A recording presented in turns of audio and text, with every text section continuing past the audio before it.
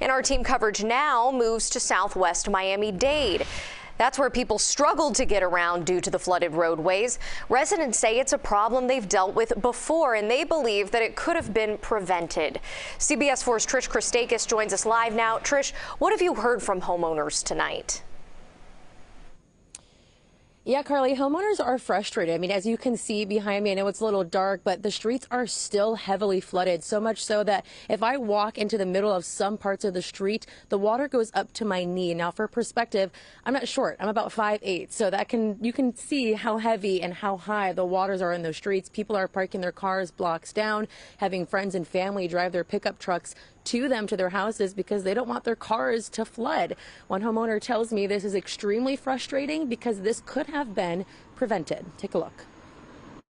It hasn't been this bad because they've been doing a lot of pipe work, but again, if the county doesn't open up the floodgates, this is the problem. DJ Waddington was shocked when he saw his neighborhood this morning. He says he's happy he prepared beforehand by placing cinder blocks under his appliances, but wasn't expecting it to be this bad. It's preventable. If the county would have opened up floodgates in this area, they would have not had this issue. Waddington and his neighbors have been calling the county all day in hopes that this flooding would drain, just like they did for Hurricane Katrina. During Katrina, we were flooded like this for 3 days. So many of us called the county. Finally, they opened up the floodgates, and with 20 minutes, this whole area was dry. Especially late at night, it's hard to see what could be under the water. So people are parking their cars blocks away and having friends with trucks drive them to their homes. Could you imagine a car going through here, which a lot of us have small cars coming through this area? Despite the stress this is causing the neighborhood, one bright spot neighbors took a moment to appreciate were young kids in the area playing safely around the water. Until then, they say they're waiting for the county to get back to them.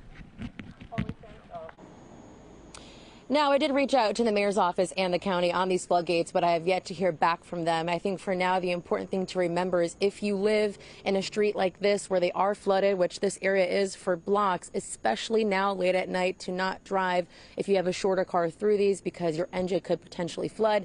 And depending on what type of car you have, that can start at $4,000 and go all the way up to $10,000 and more. So it's best to just not risk it, and hopefully you have a friend or a neighbor who has a truck that can take you to your home. Live in Southwest Miami-Dade, Trish Christakis, CBS 4 News. Carly. Hoping everyone can stay put tonight. Trish, thank you.